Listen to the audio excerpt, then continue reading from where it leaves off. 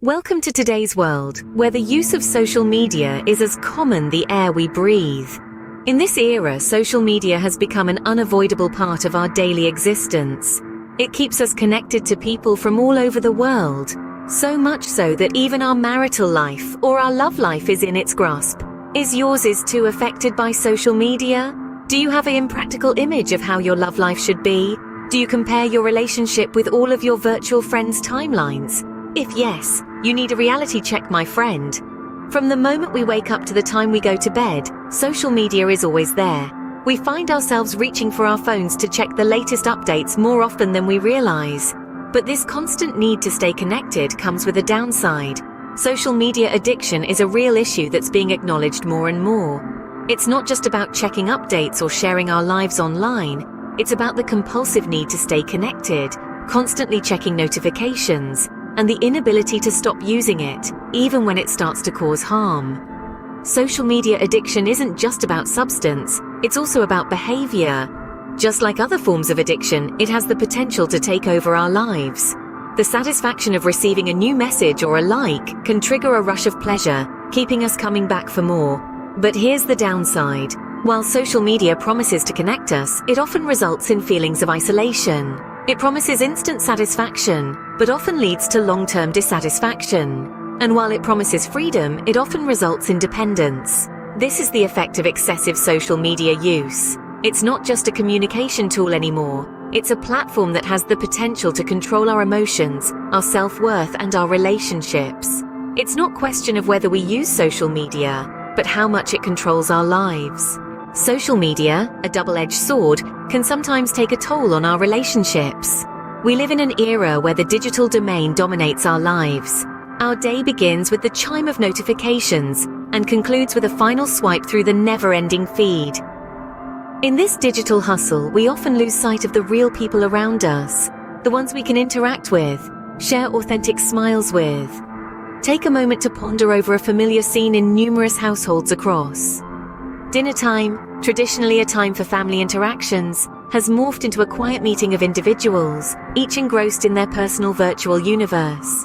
The hearty laughter and shared anecdotes have been replaced by the glow of smart screens and the tap-tap of fingers. Consider the scenario.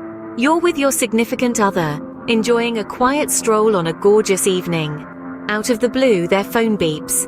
A minor distraction maybe, but minutes extend into hours of wasted time. The beautiful sunset you wish to share, the chat you wanted to engage in, they all evaporate in the face of the radiant screen.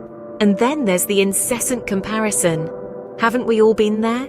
Browsing through our feed, witnessing snapshots of seemingly flawless lives, ideal relationships. It's simple to overlook the fact that these are merely trailers, not the entire story. However, we still fall prey to the trap of juxtaposing our raw footage with others' polished shots. This comparison gives rise to dissatisfaction and unhappiness, often leading us to doubt our own relationships. And we cannot ignore the misinterpretation that can stem from a mistyped message or an unliked post. Minor digital misunderstandings can escalate into major real-world disputes. But then, let's recall, social media is supposed to be just a tool, and its influence is determined by how we wield it. While it can bridge the gap with dear ones across continents, it can also alienate us from those who are physically close to us. The digital realm, it appears, is slowly yet steadily stripping us of our real-world bonds. It's amusing, isn't it? Social media, a tool designed to bring us closer, can sometimes have the opposite effect, leaving us feeling lonely and disconnected. It presents us with a glittering showcase, displaying only the best parts of people's lives. It's like we're constantly flipping through a glossy magazine of happiness where everyone else seems to be living a dream while we're just onlookers. Moreover, it can also instill in us a sense of obsessiveness about the number of likes or comments we receive. You post a photo, share a thought, and then sit back, expecting a wave of virtual applause. When it isn't as loud or prompt as you'd hoped, it's easy to let that feeling of worthlessness creep in. But we need to remind ourselves our worth isn't dictated by these digital affirmations. It's just an app on our phone, not a measure of our value. Another peculiar trait of social media is the illusion of connection. We might be friends with hundreds or even thousands of people online, but how many of them do we truly interact with? How many of them are part of our real meaningful exchanges? The excess of connections often dilutes the quality of interactions, making us feel more like we're in a crowded room full of strangers rather than a community. It's funny, and yet somewhat disheartening, that something meant to bring us together can sometimes pull us apart. But the key lies in how we use this tool. If we remember to live our lives rather than just post about them, we can truly make the best of this digital age. We hold the power to control our engagement with social media. This idea could be liberating yet also empowering. We can set limitations and determine what deserves our precious time. The first steps in overcoming an online addiction involve reducing the time we expend on the internet. In today's era, devices like smartphones and tablets have features that let us check and manage our screen time. Exercising control can be as simple as deciding not to devote more than 30 minutes a day to social media, a tiny but significant step that can impact our daily lives. However, it's not just about time administration, but it's also about modifying our digital environment. Social media has a dark side too, with countless cases where it has been a catalyst for extramarital affairs and marital discord. The constant comparison of our lives with others, and the easy access to people outside marriage, can lead to dissatisfaction and instances of infidelity. Unfollowing unnecessary accounts is a practical step to declutter our digital environment. If an account does not contribute positivity or happiness, it's time to unfollow. This doesn't only apply to people causing negativity, but also to those who might be a potent threat to one's marital harmony. Prioritizing quality over quantity is essential, as is being selective about what we permit in our digital space. A critical move is placing real-world interactions above all. We live in a time where people tend to hide behind screens, but we must not overlook the importance of actual human connections. It's about making time for a friend over coffee, walking in the park with a loved one, or engaging in a simple conversation with a stranger. These physical interactions enrich our lives in ways that digital interactions simply cannot.